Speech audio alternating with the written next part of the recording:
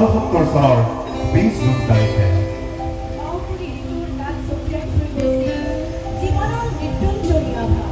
বড়োৰ ঘৰত তেওঁ হৈছিল আৰু ৰাভাৰ ঘৰত হৈছিল তেওঁৰ লালন পালন।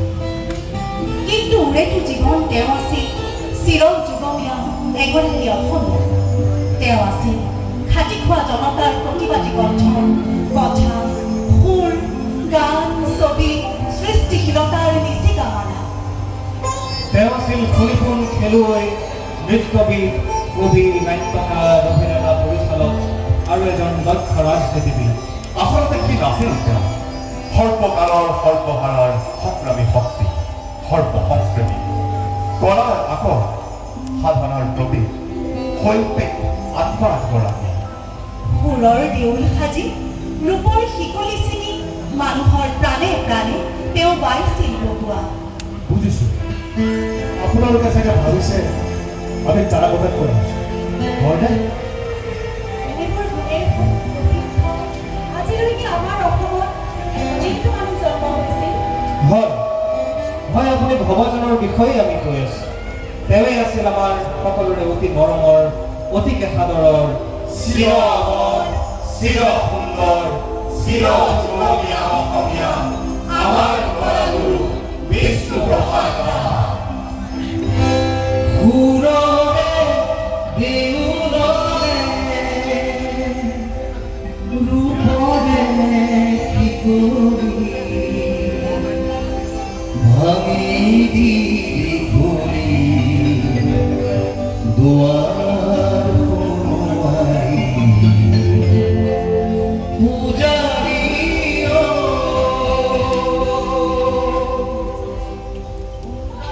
দেউলৰে ৰূপৰে কিশোৰী ভাঙি দি ঘূৰি দুৱাৰ সোমাই পূজাৰী পূজাৰী মঙ্গল পূজাৰী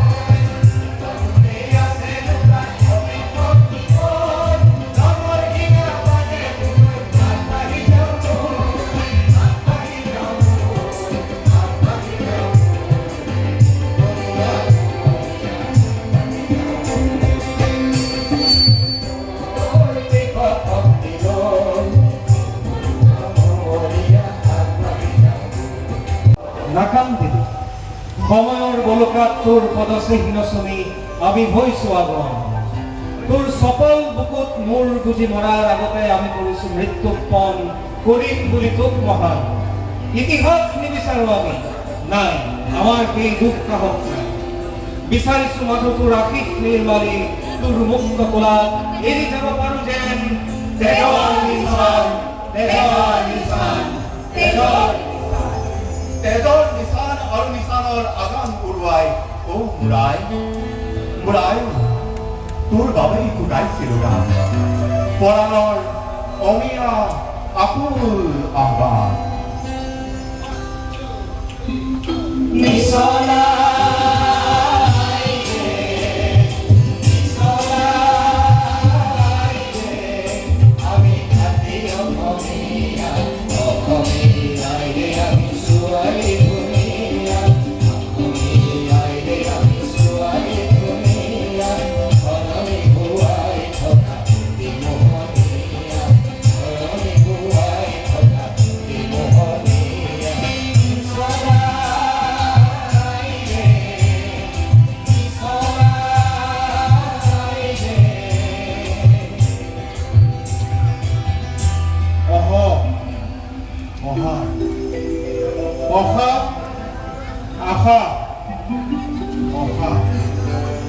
অসম আৰু হিয়া অসমৰ জিয়া নাম অসমীয়া সখীয়ে কি ক্ৰমে দুখৰ কথা অমৃত মঠুতে বিষ উপজিলে মিঠা মৌ হ'ল ফিকা মালতীৰ চাকি খোপাতে পিন্ধিলো তাৰো বলে পাহি সৰু ফুলৰে সজাতি প্ৰকৃতি ৰাখিলো সিও গুচি গ'লে মাজতে ফুলিলে তগৰ ফুলে পাহি সিও জেলেৰেলি যায় কোনেও নেদেখোতে কোনেও নুশুনোতে সিও যে মৰমি যায় সিও যে মৰমি যায় সিও যে মৰমি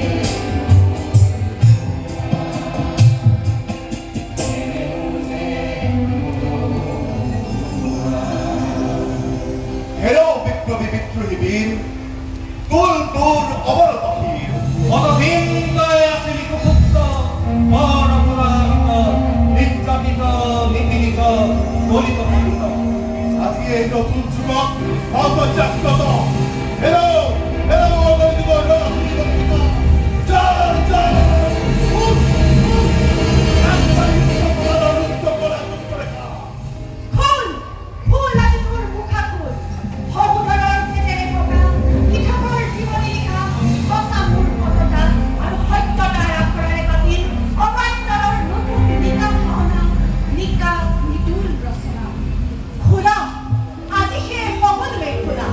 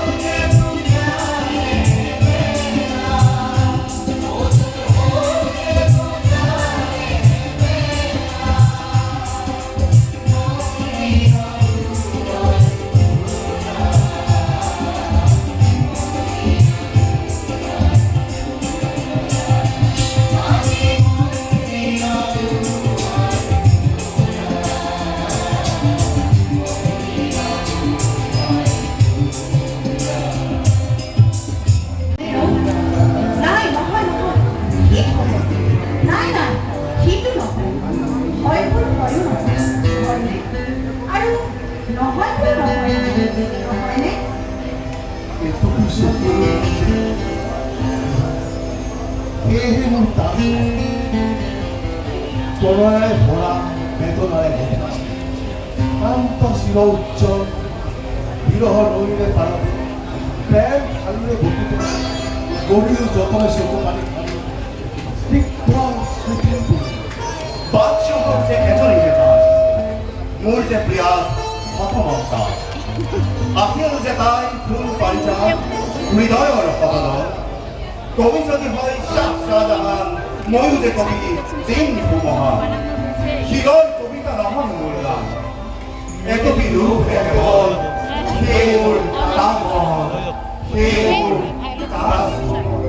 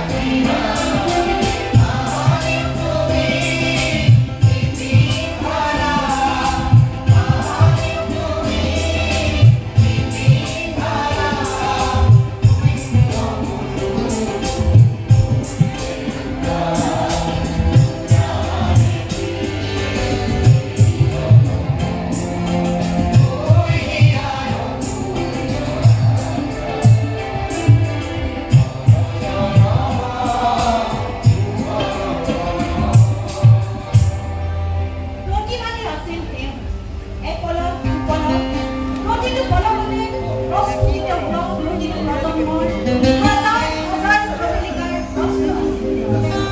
এই হয়তো আমি ভাবিলোঁ কিয় বাৰু কিয় কৈছিল তেওঁ নাহৰ ফুলে নুখুৱাই তগৰ ফুলে খুৱাব তগৰ ফুলে নোখোৱাই কপৌ ফুলে খুৱাব। কপৌ ফুলে নোখোৱাই যদি ঘিৰা খোপাতে তোৰ হিয়া ফুল পাৰি দিম বুজি খোপতে নৰহ। মহাসাগৰ সিঁচি আনিম সাত মানিকৰ ধন, মেঘৰ বুকু ফালি ছিঙিম বিজুলী ফুল সোৱন। মানিক ফুলে নোখোৱাই যদি হাত ভৰিতে তোৰ হিয়া ফালি উলিয়াই পিন্ধাম তেজাল পোৱাৰ মন।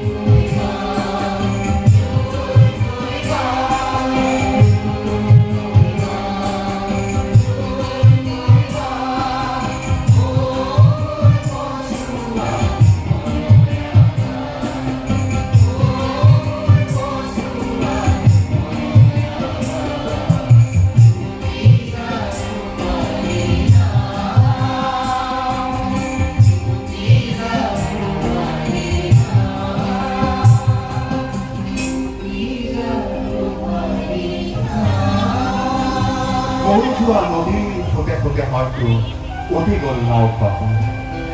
নাৱৰীয়াজন আমাৰ চকুৰে নেদেখা দূৰলৈ, আমাৰ উশাহে নমনা সীমনালৈ